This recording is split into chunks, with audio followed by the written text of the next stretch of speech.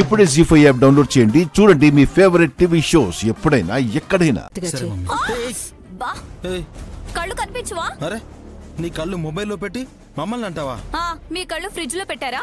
నేను తగలక ముందే ఆగొచ్చు కదా. అన్నా సరే, నువ్వు ఆగేలా లేవు కదా.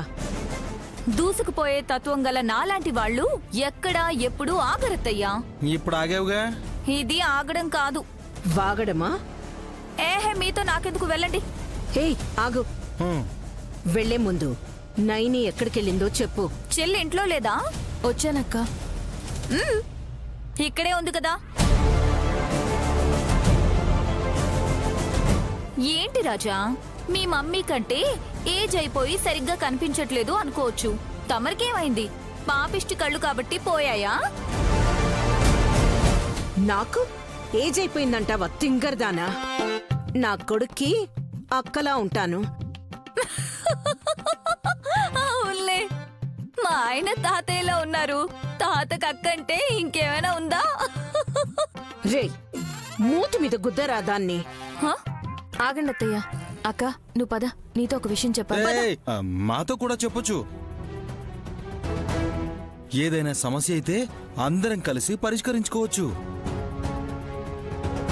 మీరు కలిసిపోవడం కూడానా? పర్లేదులే అక్క, స్వామివారు చెప్పిన విషయం వీళ్ళకు కూడా తెలియడం మంచిది.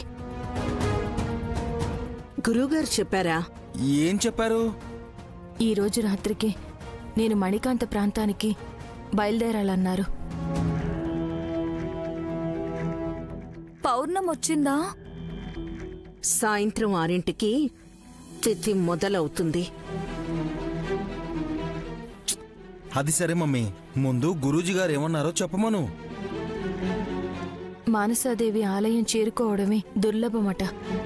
ఒకవేళ అక్కడికి వెళ్ళినా ఆ తల్లి విగ్రహం దగ్గరుండి నీటి దీపాన్ని వెలిగించాలట.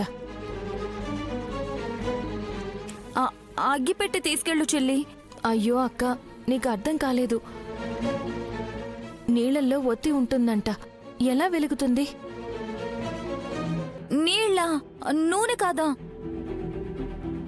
నీటి దీపం అంటే అదేగా. మరెలా స్వామి అని అడిగాను. ఏమన్నారు అది చెప్పు ముందు. అక్కడికెళ్ళి రాయాలి అన్నారు. రామకోటి రాయాలా? రాసుకుంటూ కూర్చుంటే రాముడొచ్చి అగ్నిబాణంతో దీపం వెలిగిస్తాడా? ఇది మరీ విచిత్రంగా ఉంది. ఇది అయ్యే పని కాదు. అలా అనుకుంటే నేను పంచకమణిని తీసుకురాలేను కదా బావగారు. బాబుగారి ఆరోగ్యం మెరుగవ్వాలంటే వెళ్ళక తప్పదు. లేదు చెల్లి, ఏదో ఒక లాజిక్ ఉంటుంది. లేదంటే మహాత్ములు అలా చెప్పరు. ఏం రాయాలో ఏంటో.